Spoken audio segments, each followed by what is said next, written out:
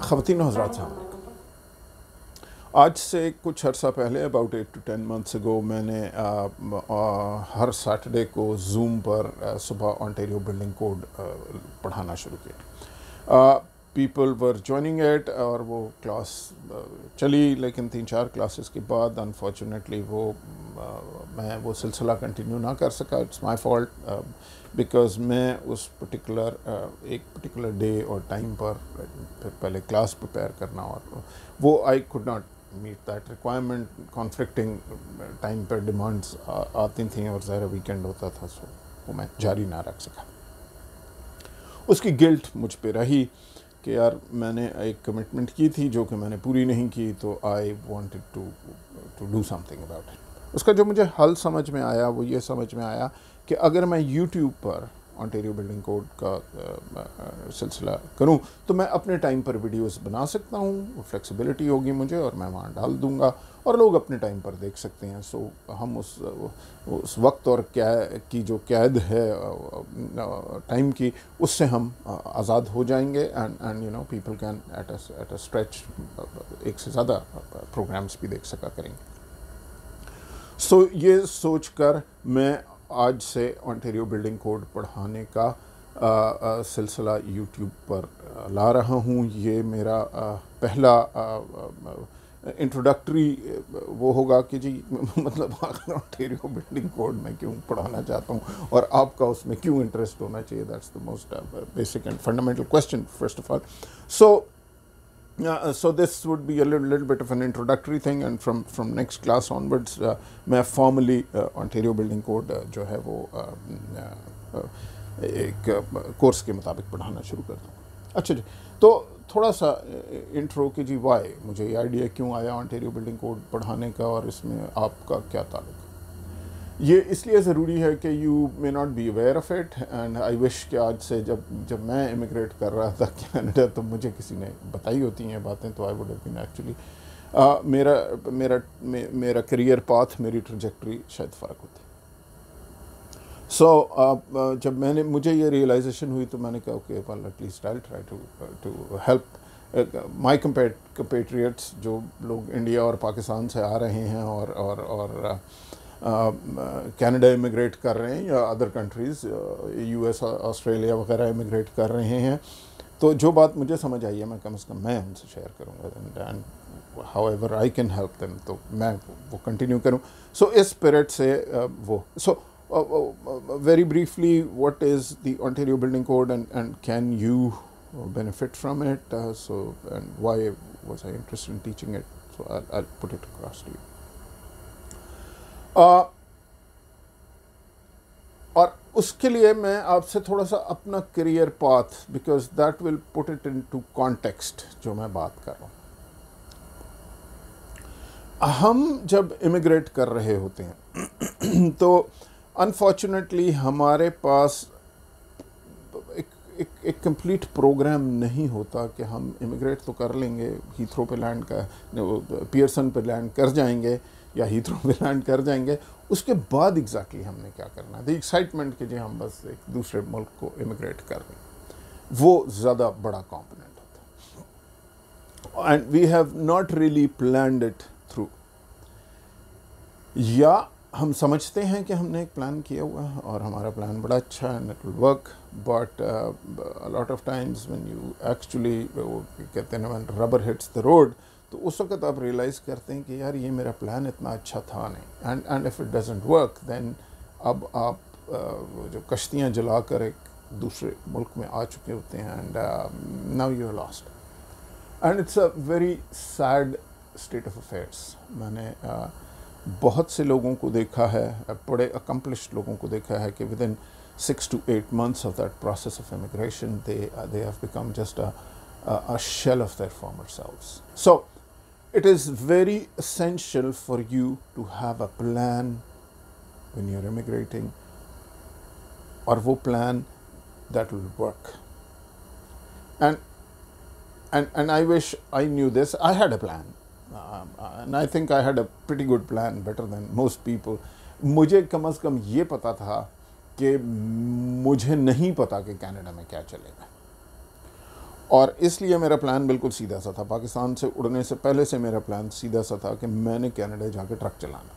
अच्छा, क्योंकि जब तक मुझे समझ नहीं आएगी कि कनाडा में क्या होना है, तब तक मैं अपनी रिसोर्सेज को डिप्लीट नहीं करूँगा, मैं अपने आप को कंजर्व कर सकूँगा एंड मैं एक्सप्लोर कर पाऊँगा कि यार सिचुएशन ऑन ग्राउंड है क्या, मुझे क्या करना है। मुझे कोई पेट्रोल पंप लेना है जो कि लोग लेते हैं, या मुझे कोई देसी स्टोर खोलना है, बिज़नेस इस तरह का कोई करना है, मुझे कोई फ्रेंचाइज ख़रीदनी है, मुझे क्या करना है। बिकॉज़ मैंने यहाँ पे देखा है लोगों को, बेचारों ने फ्रेंचाइजेस ख़रीदी, नहीं चली, बहुत से लोगों की चली भी ना।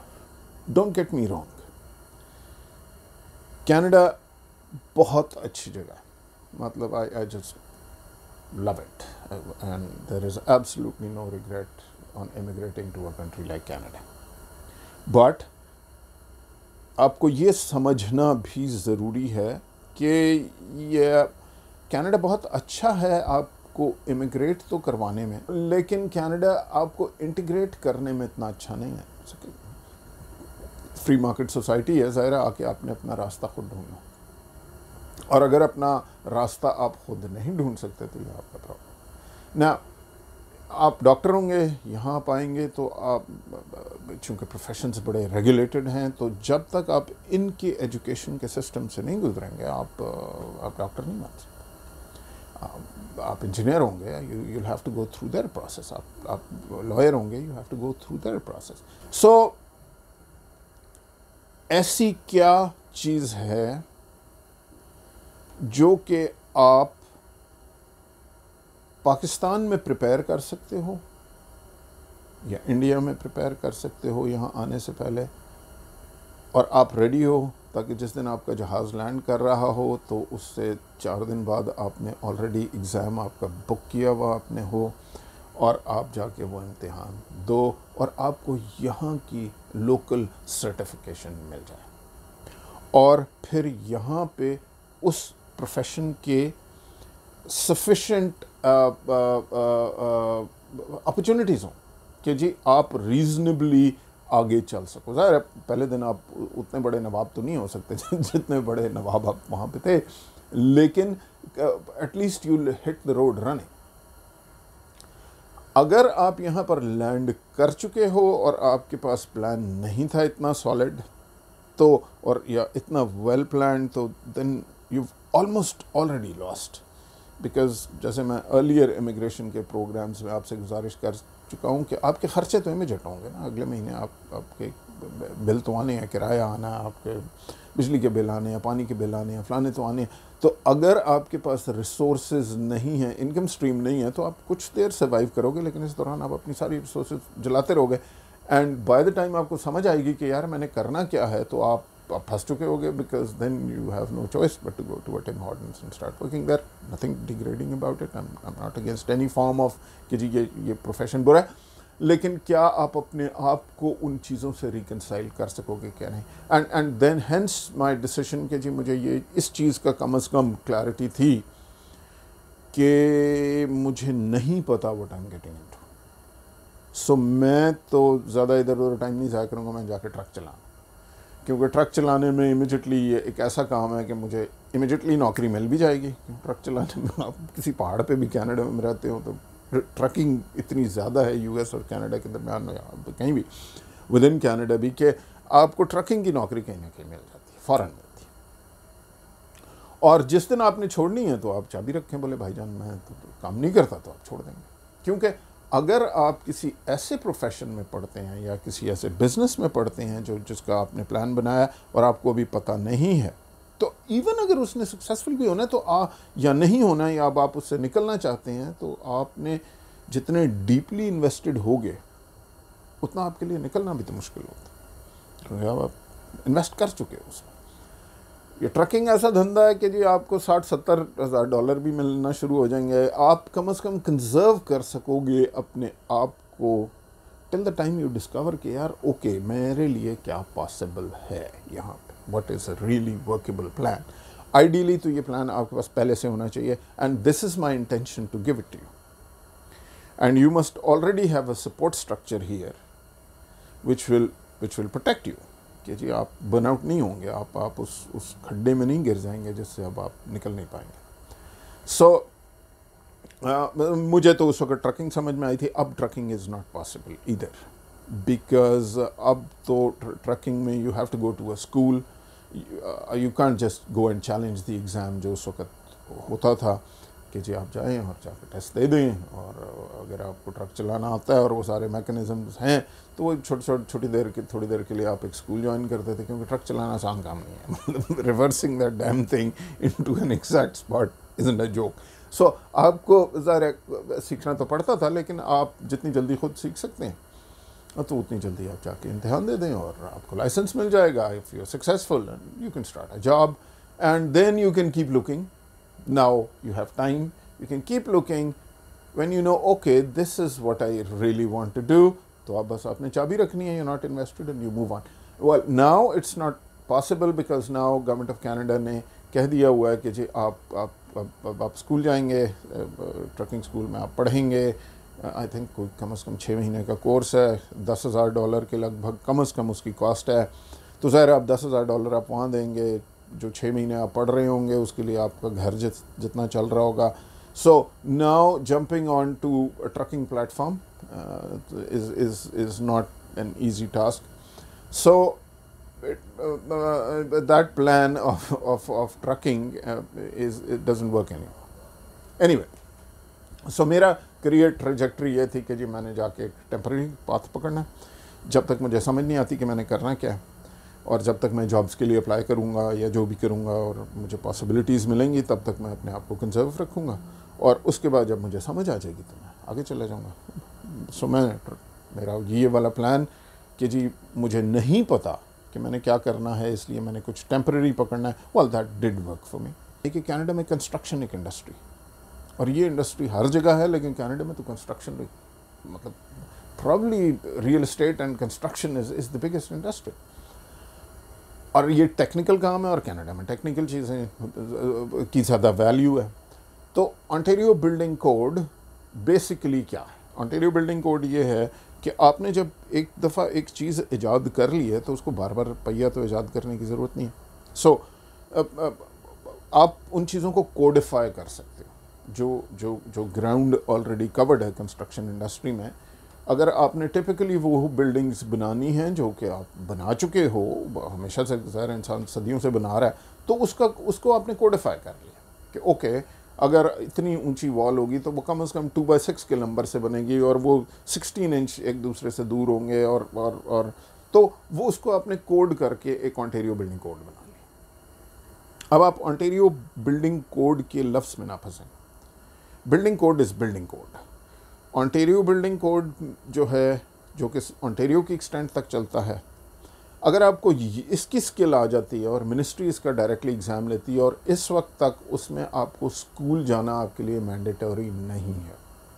ये अभी वो वाला प्रोफेशन है जो ट्रकिंग की तरह आप एग्ज़ाम दे के चैलेंज कर सकते हैं, और अगर आप सक्सेसफुल हैं, और मेरा चूँकि थोड़ा सा इंजीनियरिंग का भी बैकग्राउंड था तो मुझे कोई ज़्यादा प्रॉब्लम नहीं हुई.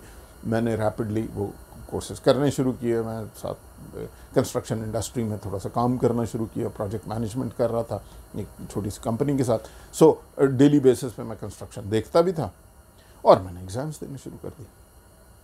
जैसे ही आप वो मिनिस्ट्री के एग्ज़ाम्स देते जाते हो तो आपकी क्वालिफ़िकेशंस पब्लिक रजिस्ट्री में आना शुरू हो जाती हैं कि आप क्वालिफाइड हो. Now you are technically qualified person, जिसकी कनाडा में बड़ी डिमांड है. ना दो तो बड़े मेजर लाइन पाथ्स आपके लिए ओपन है. एक तो आप अपनी एक बिजनेस खोल सकते हो. Now you are entitled to sign and stamp and design houses, buildings, commercial buildings, multiple plazas if you want, because उसमें फ़र्क courses हैं, septic system designs, plumbing designs, HVAC designs, structures, complex buildings, large buildings. आप जितना उसको पढ़ते जाओ, जितने आप उसकी सर्टिफिकेशंस कंप्लीट करते जाओ, उतनी आपकी क्वालिफिकेशन बढ़ती जाती है, उतना आप डिज़ाइन कर सकते हो. So you can set up your own small design firm. And you are entitled to, और इस वक्त तो ज़ाहिर कनाडा में कंस्ट्रक्शन क्या एक इतने ज़्यादा लोग हैं, हाउसिंग है नहीं, तो कंस्ट्रक्शन की एक भरमार है, so that's a lot of business. Secondly, हर बंदा अब अपने घर में, चूँकि इकोनॉमिक प्रेशर्स बहुत ज़्यादा हैं, तो हर बंदा अपने घर में एक सेकेंडरी ड्वेलिंग यूनिट बना रहा है कि जी, जो कि गवर्नमेंट ने इजाज़त दी, अब तो 3 ड्वेलिंग यूनिट्स की भी इजाज़त है। तो लोग इंटेंसिफिकेशन ऑफ सेम लैंड, क्योंकि दैट्स द चीपेस्ट ऑप्शन, वो कर रहे हैं। फिर उस सेकेंडरी ड्वेलिंग यूनिट को बनाने से उनकी मॉर्गेजेस पे उनको फ़ायदा होना शुरू हो जाता है, क्योंकि घर का एक यूनिट उन्होंने रेंट पे दिया हुआ। So there is a lot of work for you as a designer. तो जब मैंने ये करनी शुरू की, मैं तो काफ़ी इसमें आगे निकल चुका हूँ, ज़ाहिर महागुरु तो नहीं हूँ, लेकिन मतलब structures and plumbing and HVAC and all of that, अब तो मैं complex buildings पे आ रहा हूँ। So I was able to set up a company for myself. Ashir and Daleem मेरे पार्टनर हैं, वो पाकिस्तान में आर्किटेक्ट थे, अब वो यहाँ पर हैं, और हमने एक अपनी डिज़ाइन फर्म खोल ली। वी वर्क विद हमारे ड्राफ्ट्समैन अक्सर पाकिस्तान में हैं, तो हमें जितना काम आता है हम ड्राफ्टिंग वहाँ से करवाते हैं, और फिर हम यहाँ पे आगे काम करते हैं। सो एक तो आपके पास ये बात है कि you can start your own business, your own shop, and you can start working for people, and it's a technical skill, and you start designing. दूसरा बात आपके पास वर्किंग फॉर द गवर्नमेंट, क्योंकि हर सिटी में जो कंस्ट्रक्शन हो रही है, तो आप सरकार ज्वाइन कर सकते हैं, और उस सिटी की गवर्नमेंट में आप जा सकते हैं, और प्लान्स एग्जामिनर्स, क्योंकि आप यहाँ पे कंस्ट्रक्शन तो नहीं कर सकते जब तक आपका नक्शा किसी ने अप्रूव नहीं किया, तो सिटी में आपके नक्शे भी अप्रूव करती है। सो वहाँ पे प्लान्स एग्जामिनर्स सिटीज़ को चाहिए, इंस्पेक्टर्स सिटीज़ को चाहिए, जो कि जैसे जैसे आपकी बिल्डिंग बन रही होगी तो वो आके उसे इंस्पेक्ट करेंगे कि बिल्डिंग कोड के मुताबिक बनी है या नहीं बनी है। So it is a line of work.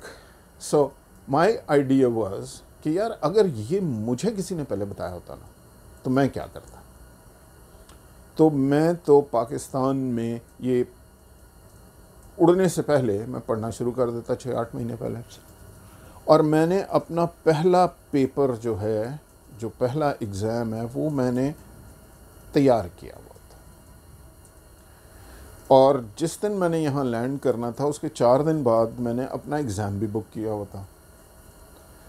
तो मैं क्लियरली उस पाथ पे 7वें दिन कनाडा लैंड होने के बाद इम्तिहान पास करके सर्टिफाई हो के, मैं कुछ नहीं तो अपनी एक छोटी सी डिज़ाइन कंपनी या 4 जगह नौकरियों के लिए अप्लाई करने के काबिल होता, in a profession which has a strong demand.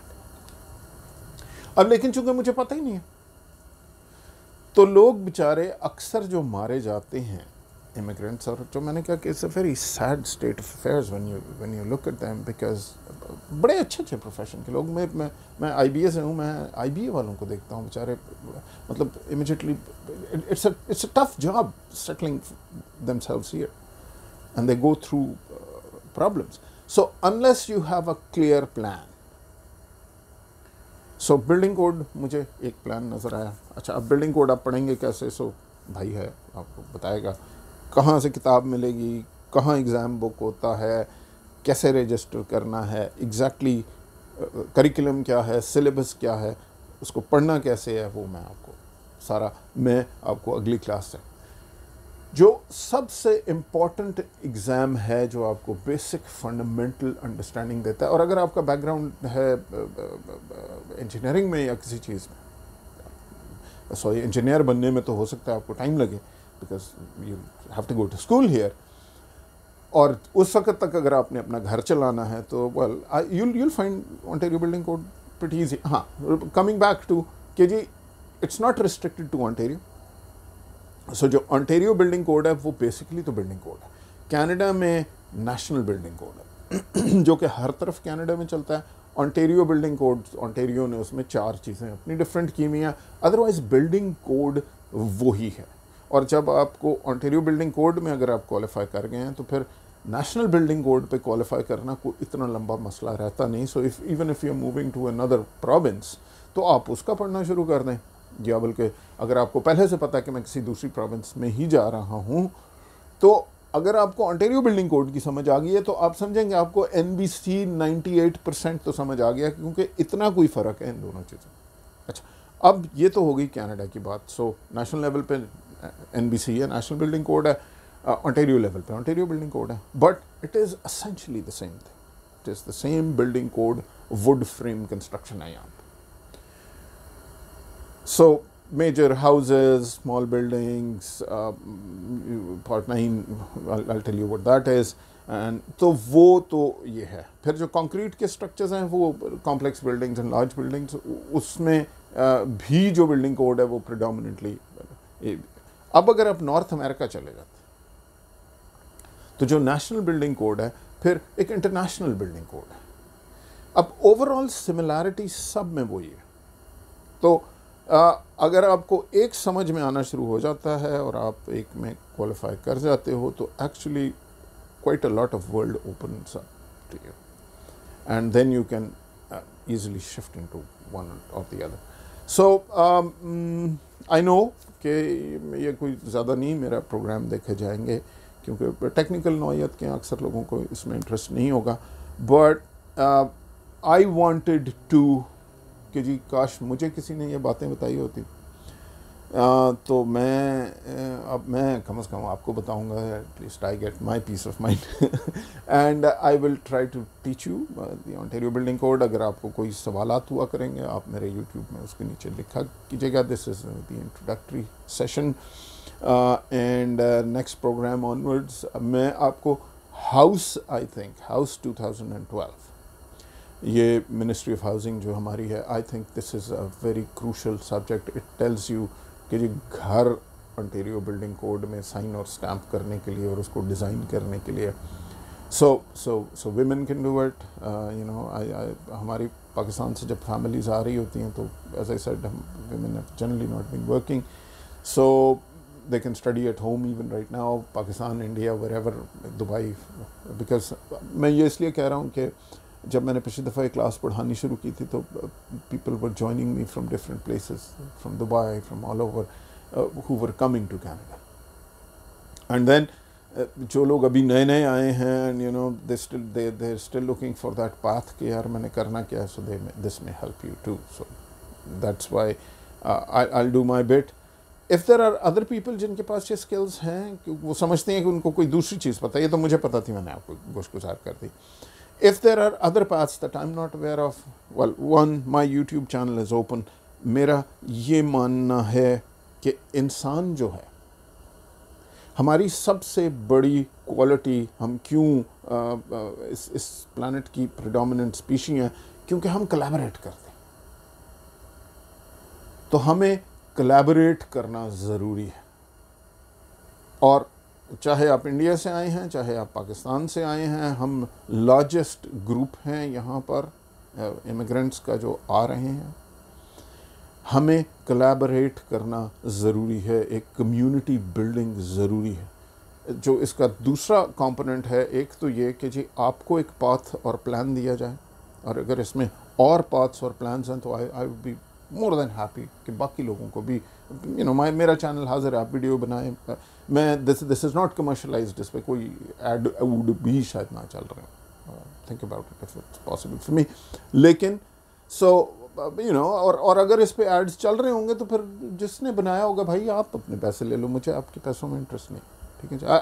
I want to build that collaboration and I want to build that community of people जो कि इस मुल्क में जब आते हैं तो वो इसमें बेहतर तरह इंटीग्रेट हो सकें, वो खुशहाल हों, because that makes the whole society happier, and that's why we came here. So ये इसलिए है। I will also try to develop a community. अब बहुत अरसे से मैं सोच रहा हूँ कि यार how to develop that community, but I will, मुझे मेरे जहन में एक आइडिया है, but that's a separate subject, तो उस पर भी मैं काम करूँगा। न सिर्फ आपके पास एक क्लियर पाथ हो कि आपने कहाँ जाना है, बल्कि एक सपोर्टिव ग्रुप भी हो जो कि आपको रीसेटल होने में, इन री inventing your self, it can help you. So this is my idea. Journey of 1,000 miles starts with a single step. So take care of yourself.